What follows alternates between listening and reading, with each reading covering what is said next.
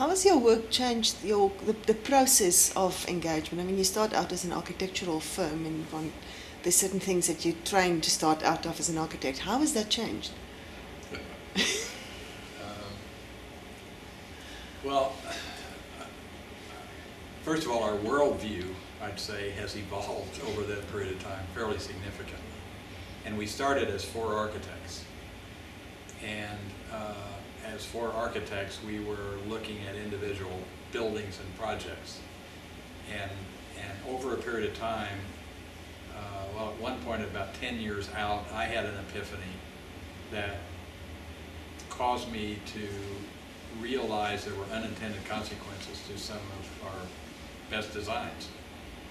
And in trying to understand that, it became obvious that to respond appropriately to a design opportunity, we had to look beyond the building, often to the neighborhood, to the city's infrastructure, to the watershed, the air shed, the job shed. All these things kept stretching things out. And as that became more and more apparent, and we started exploring the limits of practice at that time, this firm and I became very engaged in trying to change the way we practice architecture and design. And so that led to some national movements, starting with the American Institute of Architects National Committee on the Environment, which started redefining what is the practice of architecture and what do we have to know about chemistry or geology or a host of other things that we hadn't really looked at before. And out of that came the U.S. Green Building Council and the LEED rating system. And so this firm has been very involved in the evolution of those tools and that larger frame of reference. And in the process, I mean, we have helped change the national practice, but the collaboration with some of the best thinking all over the planet has in turn changed us in the way we practice. So just the opportunity to have this conversation with you is an example of that. So we have become a small piece of a much larger system that is evolving. And the good news is the rate of evolution is accelerating, but there's still a lot of unknowns, and we still have a lot to learn, and we're probably still far more ignorant than knowledgeable. Yeah, and as I'm thinking about that, the role of the architect has always been, to some degree, dealing with uncertainty and trying to get as much information as possible and adding creativity and imagination to it and synthesizing it into something that makes sense in the end. But it's really starting with a lot of uncertainty. I think the evolution that Bob just described hasn't changed that really, but it has expanded the amount of things that we bring into the equation. So it's uncertainty times uncertainty has been both the struggle as well as the complete challenge and opportunity to be engaged and meet incredible people, bring more richness to the conversation, and hopefully in turn richness to the project that we're working on. And in that sense, we remain the same in terms of the key group on the team that's trying to synthesize all this information. But we've also, because so many people are invited in, we have also a different role of being peers with those people. And so that's been a cool evolution. We have, through the leadership of Bob and others in the firm, I think have become more comfortable with uncertainty.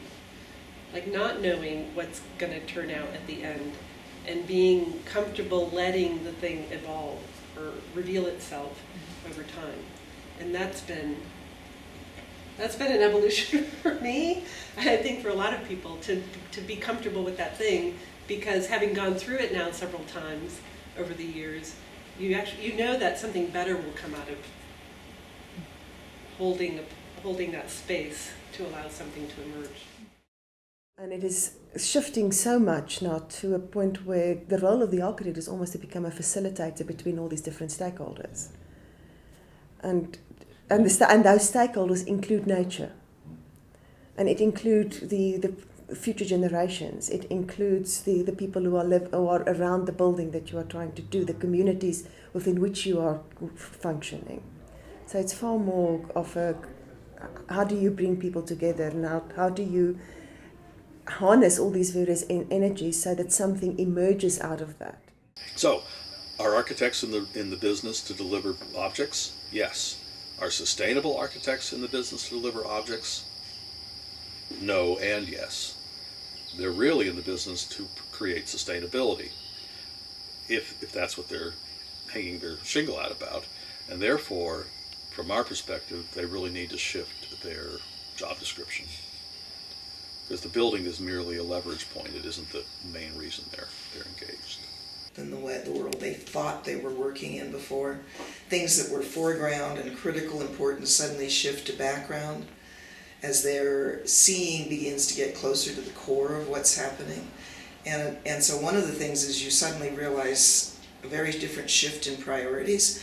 But the other thing is you start to see opportunities and potential that simply is invisible when we're looking at the functional side of constructing something. And we don't see it as something that's actually potentially a living entity within that larger system.